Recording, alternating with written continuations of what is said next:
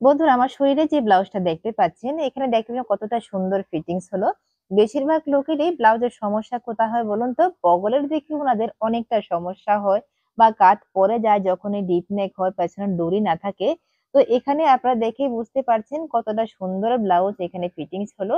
আর এটা পেছনে কিন্তু অনেকটা ডিপ নেক। তাহলে দেখুন, এই যে দেখুন কতটা ডিপ নেক, তারপরেও কিন্তু এখানে শোল্ডার পরার কোনো চান্স নেই।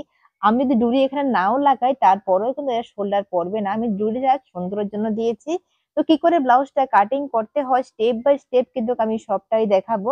তো অনেকে সবটা ভিডিও দেখে না, স্কিপ করে দেখেন, তার জন্য আপনাদের সমস্যাগুলো থেকে যায়। আমি সবাইকে অনুরোধ করব, এটা হলো প্রিন্সেস কাট ব্লাউজ, তাও ডাইরেক্ট কাপড়ে কাটা হবে। সবটা ভিডিও কিন্তু অবশ্যই দেখবেন, সরাসরি কাপড়ে কাটবো। তাহলে দেখবেন আপনাদের যে সমস্যাগুলো হয়ে থাকে সেগুলা কিন্তু কখনোই হবে না। তো স্টেপ বাই স্টেপ সবটা জানতে হলে এই ভিডিওটা কিন্তু আপনাকে অবশ্যই দেখতে হবে। কোথাও কিন্তু স্কিপ করবেন না। স্কিপ না করে সবটা ভিডিও দেখুন। আশা করি আপনাদের প্রিন্সেস কাট ব্লাউজে কোথাও কোনো সমস্যা হবে না। প্রথমত আমাদের পেছনের পাট কাটতে হবে। পেছনের পাটের জন্য কাপড়টাকে দুভাঁজ করলাম। ওপরের দিক থেকে বগলের দিক হবে, আর জয়েন্টের দিক থেকে আমাদের গলার দিক নিতে হবে। তো প্রথমত ব্লাউজের লম্বা নিচ্ছি। তো আমি এখানে সেলাই মার্জিন নিয়ে 14 নিলাম। তো এই ব্লাউজের আপার চেস্ট হলো 33 ইঞ্চ। তো 33 ইঞ্চের ক্ষেত্রে আপনার যদি হাইট বেশি হয় সেক্ষেত্রে কিন্তু আপনার টোটাল সেলাই মার্জিন নিয়ে 15 হতে পারে, বা হাইট কম হলে 14 হতে পারে। যাদের খুব হাইট কম তাদের 13 এর হাফও হতে পারে। আপনি আপনার অনুসারে নিয়ে নেবেন। আমি এখানে 14 নিলাম। এবার দেখুন শোল্ডার। তো নরমালি শোল্ডার কিন্তু 5.5 নিয়ে থাকি, কিন্তু এখানে আমি আরো 2 সুতা কম নিচ্ছি। 5 ইঞ্চ থেকে 2 সুতা বেশি নিচ্ছি। কারণ কি বলুন তো? খুব ডিপ নেক করব। তো তার জন্য শোল্ডারটা আমাকে কিন্তু এখানে 2 সুতা কমাতে হবে, তা না হলে আমার শোল্ডার কিন্তু নিচের দিকে চলে আসবে, ফিটিংসটা ভালো হবে না। যখনই খুব ডিপ নেক করবেন তখন কিন্তু এই ফর্মুলাটা ব্যবহার করবেন, তাহলে দেখবেন ব্লাউজের শোল্ডার কিন্তু আপনার কখনোই পড়বে না। তো যাদের দেখুন আরেকটা কথা বলে, যাদের কাপড়ের সুতো খুব উঠে তারা কিন্তু এখানে 5.5 ইঞ্চি রেখে দেবেন। কারণ কি বলুন তো? কাপড়টা কাটিং করার পর সেলাই করতে করতে অনেকটা সুতো উঠে যাবে তার জন্য। এবার বগল নিচ্ছি। বগল এখানে 5.5 নিচ্ছি। তো আপনার হয়তো কমও হতে পারে, বেশিও হতে পারে। আপনি সেই অনুসারে নেবেন। আর যদি না বুঝেন আমি যা দিলাম তাই রেখে দেবেন। তাতেও কিন্তু আপনার ব্লাউজ একদম পারফেক্ট হবে, কোথাও কোনো সমস্যা হবে না। তো বগলটা নেওয়ার পর এবার কি করব, দাগগুলাকে মিলিয়ে দিলাম, আগে থেকে মিলিয়ে রেখেছি। এবার দেখুন আপার চেস্টের 4 ভাগের 1 ভাগ 8.2 নিলাম আমি। কারণ 33 হলো আপার চেস্ট, তার 4 ভাগের 1 ভাগ আমি নিয়ে নিলাম। এবার পেছনে দেখুন আরেকটা দাগ। ভালো যদি ফিটিংস পেছনের দিকে পেতে চান তাহলে যা আপনার আপার চেস্ট থাকবে তার থেকে 1 ইঞ্চ কমিয়ে আরেকটা দাগ দেবেন। এখানে আমি 8 এ দাগ দিলাম, মানে আপার চেস্ট 32 অনুসারে আরেকটা মাপ নিয়ে দাগ দিলাম ভালো ফিটিংস এর জন্য। কিন্তু প্রথম যে মাপটা নিয়েছিলাম সেখান থেকে কিন্তু আমাকে অবশ্যই 2 ইঞ্চ বেশি নিতে হবে। পরে যেটা নিয়েছি সেখান থেকে কিন্তু নয়।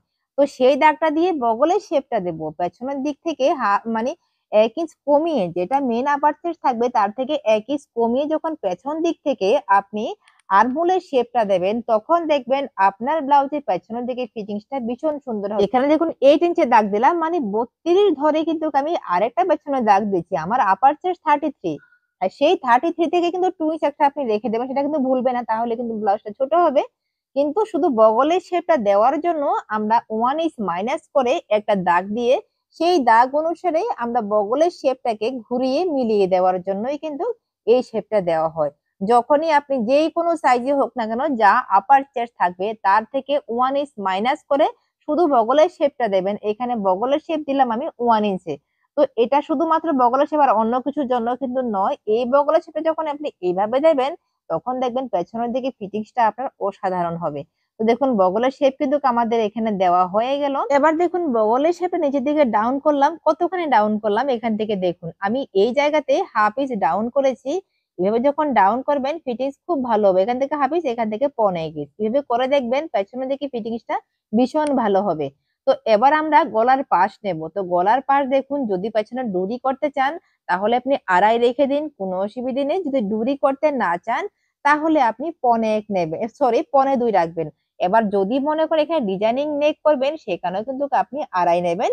তো আমি আপনাদেরকে প্রথমত এখানে 1.2 নিয়ে নর্মাল যেই শেপটা হয় সেটা একবার দেখিয়ে দিচ্ছি।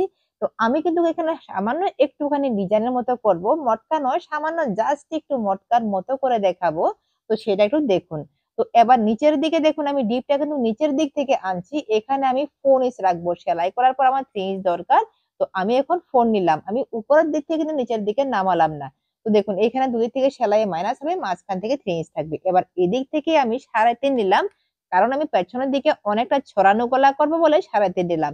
এবার দুটো পয়েন্টকে কোনাকুনি করে উপরের দাগের সাথে মিলিয়ে দিলাম।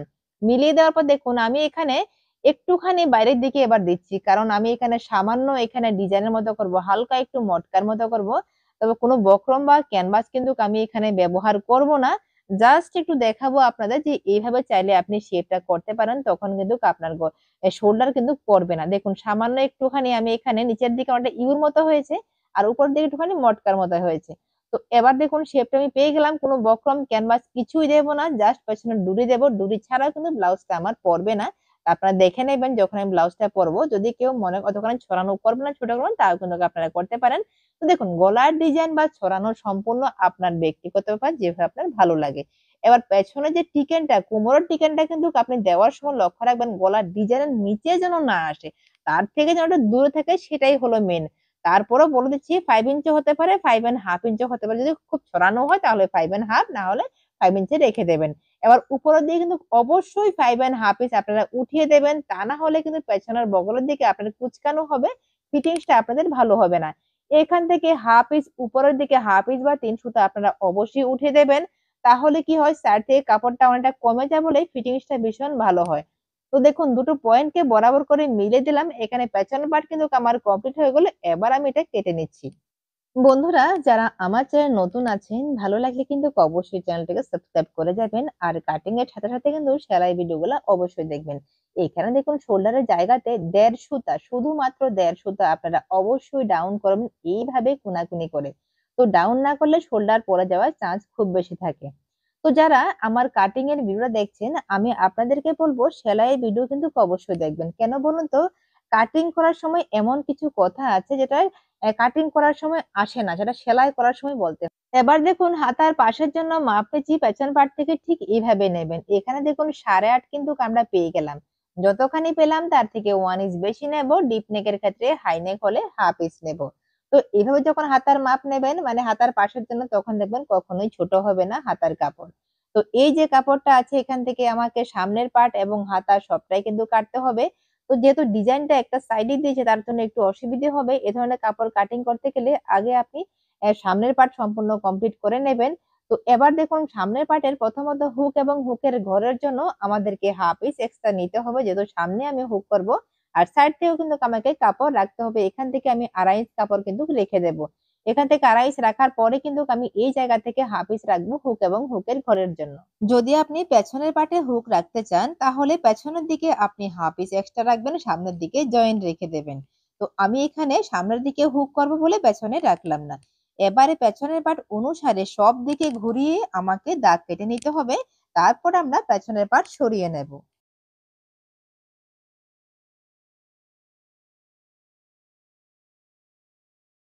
আমার এখানে দাগ কাটা হয়ে গেল। এবার পেছনের পাটটা সরিয়ে নিলাম। দাগগুলাকে প্রথমত ভালো করে মিলিয়ে নিচ্ছি। সামনের বগলের জন্য এখানে শেপ দেওয়ার কোনো দরকার নেই, যেহেতু ডিপ নেক, তাহলে দিতে হয় না। তো এবার দেখুন এই যে নিচের দিক থেকে আমি 1 ইঞ্চ এক্সট্রা নিয়ে নিচ্ছি, তা না হলে পেছনের দিকের তুলনায় সামনের দিকে লম্বাটা কম হবে। তার জন্য অবশ্যই নেবেন। এবার সামনের গলা ডিপটা আপনি আপনার পছন্দ অনুসারে কিন্তু নিয়ে নেবেন। আমি আমার অনুসারে এখানে 6.5 নিয়ে নিলাম। যদি আপনি আরো কম রাখতে চান তাহলে আপনি নিতে পারেন। এখান থেকে দেখুন আমি প্রায় 2.5 ইঞ্চের মতো রেখে দিলাম। কারণ সামনে আমি একটুখানি ছড়ানো করব বলে একটু বাড়িয়ে দিলাম। যদি ছড়ানো না পছন্দ করেন তাহলে আপনি 2 ইঞ্চ থেকে 2 সুতা বেশি নেবেন। আমার এখানে হয়ে গেল। এবার দেখুন আমরা এই জায়গা থেকে বাঁশ পয়েন্ট, আমার বাঁশ পয়েন্ট 9.5 ইঞ্চ, কিন্তু সেলার জন্য, শোল্ডারে সেলার জন্য হাফ ইঞ্চ বেশি নিতে হবে। তাহলে আমি 10 ইঞ্চ কিন্তু এখানে রেখে দিলাম। এবার এখান থেকে যে চিকেনটা হবে সেই চিকেনটা কি করে দেবেন? যতখানি আপনার ফুল বাঁশ থাকবে তার 10 ভাগের 1 ভাগ নেবেন। এখানে 38 ফুল বাঁশ, তার 10 ভাগের 1 ভাগ 3.8, মানে 9 ইঞ্চ থেকে প্রায় 1 সুতা কমের মতো এখানে নিয়ে দাগটাকে বরাবর করে নিচের দিকে আপনারা নিয়ে আসবেন। তো দুটো পয়েন্টকে মিলিয়ে দেব, তার আগে এখান থেকে দাগটাকে একটু লম্বা করে নিলাম। দেখুন দুটো পয়েন্টকে সোজা করে মিলিয়ে দিলাম। এবার দেখুন নিচের দিকে যে চিকেনটা হবে সেটা কি করে দেবেন? যদি আপনার ফুল বাস্ট খুব বেশিও না হয় খুব কমও না হয় তাহলে 3 ইঞ্চ দেবেন। আর যদি কম হয় তাহলে আপনি টোটাল 2.5 ইঞ্চ রেখে দেবেন। আর যদি আপনার একেবারে না থাকে তাহলে আপনি 2 ইঞ্চ চিকেনটা রেখে দেবেন, তাহলে ফিটিংস ভালো হবে। যদি খুব হেভি হয় তাহলে আপনি 3.5 ইঞ্চ রাখবেন টোটাল। তো আমি এখানে 3.5 ইঞ্চ রাখছি। তো এখান থেকে দেখুন এটাকে ভাগ করে এদিক থেকে একটা পয়েন্ট দিলাম, আবার এদিক থেকে আরেকটা পয়েন্ট কিন্তু দিয়ে দিলাম। এবার আমি এখানে পয়েন্ট পেয়ে গেলাম। এই যে পয়েন্টটা, এটা কিন্তু উপরের পয়েন্টের সাথে আমি দেখুন এইভাবে কোনাকুনি করে মিলিয়ে নিলাম। আপনিও কিন্তু আপনার অনুসারে কোনাকুনি করে মিলিয়ে দেবেন। এবার বগল থেকে আমি 4.5 অনুসারে আরেকটা দাগ কাটলাম। এবার এই দাগটাকে আপনি সরাসরি বাঁশ পয়েন্টের সাথে এখানে আপনি কোনাকুনি ভাবে মিলিয়ে দিন।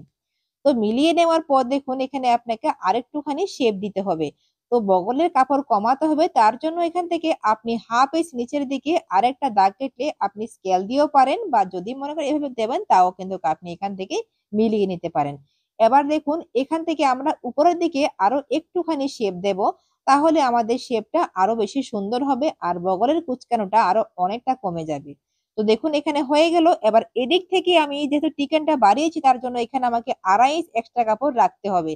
যাদের টিকেনটা 3 ইঞ্চ রাখবেন তারা এখানে 2 ইঞ্চ রাখলেও কিন্তু হবে, বা চাইলে আপনি 2.5 ইঞ্চ রাখতে পারেন। এখান থেকে হাফ ইঞ্চ বা এখান থেকে একটুখানি বাড়িয়ে দিল, 1.5 নিয়ে নিলেও কোনো অসুবিধা নেই। তাহলে কি হবে, কাপড়টা আমাদের ছোট হওয়ার চান্স খুব কম থাকে।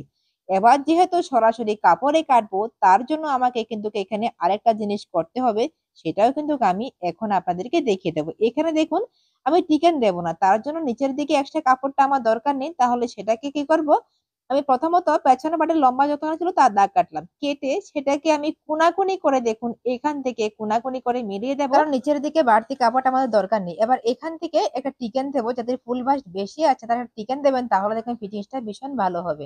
তো টিকেনটা দেওয়ার জন্য বাঁশ পয়েন্ট থেকে আপনি শুধুমাত্র 1.5 ইঞ্চ ছেড়ে দেবেন, ছেড়ে দিয়ে যতখানি কাপড় আছে সবটাই আপনি হাফ পিস করে এখানে টিকেনটা দিয়ে দেবেন। তাহলে আমাদের কিন্তু এখানে সম্পূর্ণ মেজারমেন্ট কমপ্লিট হয়ে গেল, এখানে আমাকে আর কিছুই করতে হবে না। এবার এখানে আমি কেটে নেব। তার আগে দেখুন আমি এখানে আরেকটা জিনিস করব, যেহেতু সরাসরি কাপড়ে করছি তার জন্য এখান থেকে আগে একটা শেপ আমি দিচ্ছি, তাহলে ফিটিংসটা ভালো হবে। তো ফিটিংসটা ভালো করার জন্য এখান থেকে একটা শেপ আগে আপনারা নিয়ে নিন, এইভাবে করে নেবেন। এভাবে দিলে ফিটিংসটা একটু বেশি ভালো হয়, তার জন্য এভাবে দিতে বলি। তো এখানে সবটা মেজারমেন্ট কিন্তু আমার হয়ে গেল। এবার এইভাবে কিন্তু আমরা কেটে নেব, কিন্তু তার আগে আমরা আরেকটা জিনিস করব, যেহেতু সরাসরি কাপড়ে কাটছি তার জন্য বগলের দিকে দেখুন একটা পার্ট লম্বা হবে, এই পার্টটা ছোট হবে, তার জন্য এই পার্টটাকে একটু আমাদেরকে বাড়াতে হবে। যখনই সরাসরি কাটবেন তখন চেষ্টা করবেন এদিক থেকে একটুখানি বাড়ানোর জন্য। এখানে আমি দেখুন হাফ ইঞ্চ বাড়িয়ে নিচ্ছি, খুব বেশি কিন্তু বাড়াবো না। তো হাফ ইঞ্চ বাড়িয়ে নিচের বগলার দিক সঙ্গে দেখুন ঠিক এইভাবে মিলিয়ে দেবেন, তাহলে আপনার এই অংশটা খুব বেশিটা ছোট হবে না, একটু ছোট হবে কিন্তু খুব বেশি ছোট আর আপনার হবে না। এবার দেখুন আমাকে কিন্তু নিচের দিক থেকেও আরো হাফ ইঞ্চ এক্সট্রা নিতে হবে, তাহলে এখান থেকে আমি আরো বাড়িয়ে নিলাম। কিন্তু আমাকে সাইড থেকে কোনো এক্সট্রা নিতে হবে না, শুধু জয়েন্টের জন্য এই জায়গা থেকে নিতে হবে, তাই কোনাকুনি করে দাগটাকে আমি এইভাবে মিলিয়ে দিলাম। তো আমাদের কিন্তু এখানে সম্পূর্ণ মেজারমেন্ট কমপ্লিট হয়ে গেল। এখানে হালকা একটুখানি ঘুরিয়ে শেপটাকে সুন্দর করে মিলিয়ে দিলাম, সম্পূর্ণ মেজারমেন্ট এখানে কমপ্লিট হয়ে গেল। এবার আমরা কেটে নিচ্ছি। তো যেইভাবে ব্লাউজের কাপড়টা কাটছি আমরা কিন্তু একইভাবে আস্তরটা কাটবো, তবে আস্তর কাটিং করার সময় মনে রাখবেন আপনারা আস্তরটাকে সব দিকে ঘুরিয়ে একটুখানি 1 সুতা 1.5 সুতা করে আপনারা বাড়তি নিয়ে কাটবেন। তাহলে কি হবে, আপনার আস্তরটা কখনোই ভেতর থেকে ছোট হবে না ব্লাউজটা ধোয়ার পর। তা না হলে কি হয়, ব্লাউজটা 1 2 বার ওয়াশ করার পর আস্তরটা ভেতরের দিকে ছোট হয়ে যায়, আর যখন ছোট হয় তখন ব্লাউজটা বাইরের দিক থেকে কুঁচকে থাকে। তো তার জন্য বলবো আপনারা আস্তরটাকে সবসময় একটুখানি বড় কাটবেন, তাহলে দেখবেন আপনার ব্লাউজের আস্তর কখনোই কিন্তু ছোট হবে না।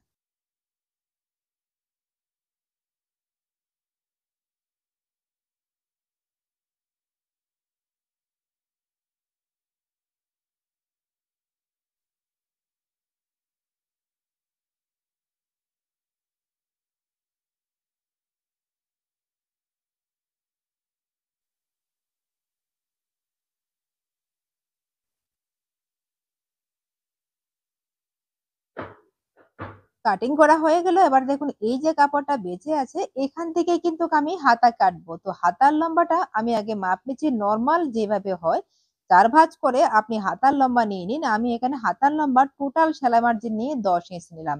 এবার দুটো পয়েন্টকে কোনাকুনি না সরি লম্বালম্বি ভাবে মিলিয়ে নিচ্ছি। মিলিয়ে নেওয়ার পর নরমাল হাতার সমস্ত মাপ নিচ্ছি। তো হাতার পার্ট ছিল 9.5, সেই অনুসারে 9.5 দাগ কাটলাম।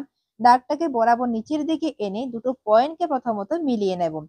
তো মিলিয়ে নেওয়ার পর যেদিক থেকে ওপেন থাকবে সেই দিক থেকে আপনারা 4.5 ডাউন করবেন। ডাউন করার পর এটাকে কোনাকুনি করে আপনারা মিলিয়ে নেবেন ঠিক এইভাবে। এরপর কি করবেন আপনারা এদিক থেকে ২.৫ নেবেন ভেতরের দিকে নিয়ে আপনারা শেপটা দেবেন। শুধুমাত্র শেপটা দেওয়ার জন্য ২.৫ ভেতরের দিক থেকে এই মেজারমেন্টটা নিলাম। দেখুন শেপটা কিন্তু আমার এখানে দেওয়া হয়ে গেল। এবার মোহরের জন্য নরমাল একটুখানি বেঁকিয়ে রেখে দিন তাহলেই হলো। তো আমাদের কিন্তু নরমাল হাতা তৈরি হলো। কিন্তু উপর থেকে আমি আরো ৩.৫ নিলাম। নেওয়ার পর এদিক থেকেও ৩.৫ নিলাম। যেহেতু এটা পাফ স্লিভস হবে তার জন্য আমরা কিন্তু এখানে এইভাবে নিচ্ছি। ১ম কিন্তু নরমাল হাতার মাপটা আপনারা অবশ্যই নেবেন। তা না হলে কিন্তু আপনারা এই হাতাটা কাটিং করতে পারবেন না। এবার দেখুন এখান থেকে একটুখানি এভাবে গুলিয়ে দিয়ে নিচের দিকে নিয়ে আসুন। এখানে একটা একটুখানি হালকা উপরের দিকে উঠিয়ে নিন। যখনই এ ধরনের হাতা হবে তখন একটুখানি আপনারা উঠিয়ে দেবেন। এখান থেকে আরেকটু উপরে উঠলেও কিন্তু কোনো সমস্যা হবে না। তবে এই জায়গাতে আপনারা অবশ্যই একটা পয়েন্ট দিয়ে রাখবেন। স্টার দিয়ে হালকা করে কেটে রেখে দেবেন। কারণ কি বলুন তো? এখানে এই যে আমরা হাতাটা তৈরি করব, কুচিগুলা কিন্তু এখান থেকে শুরু হবে। একটু বাইরে ভেতরে হলে কোনো অসুবিধা হবে না। সেটা কিন্তু কোনো সমস্যা হবে না আপনার হাতার ফিটিংস এর ক্ষেত্রে বা সৌন্দর্যের ক্ষেত্রে। তো দেখুন হাতার মেজারমেন্ট কিন্তু সম্পূর্ণ এখানে তৈরি হয়ে গেল। এবার হাতাটাও আমরা কেটে নিচ্ছি। তো যেইভাবে আমি কাটিং করছি আস্তরটা কিন্তু আমি একইভাবে কেটে নেব। আপনারাও কিন্তু একইভাবে করে নেবেন। তাহলে আশা করি এই হাতাটা করতে আপনাদের কোনো অসুবিধে হবে না। তো এখানে দেখুন হাতা কাটিং কিন্তু সম্পূর্ণ কমপ্লিট হয়ে গেল। এই জায়গাতে আমি হালকা কাট লাগিয়ে রেখে দিচ্ছি।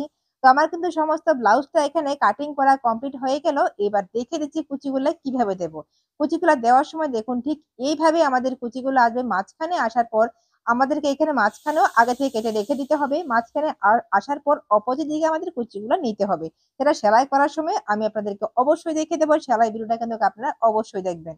তো দেখুন তাহলে সম্পূর্ণ ব্লাউজটা এখানে কাটিং করা আমাদের কমপ্লিট হয়ে গেছে। তাছাড়া আস্তরটা কি করে কাটিং করতে হয় তার জন্য আলাদা করে একটা ভিডিও পেয়ে যাবেন। আমি যেইভাবে দেখাবো আপনারা কিন্তু অবশ্যই সেভাবে কাটিং করবেন আস্তর।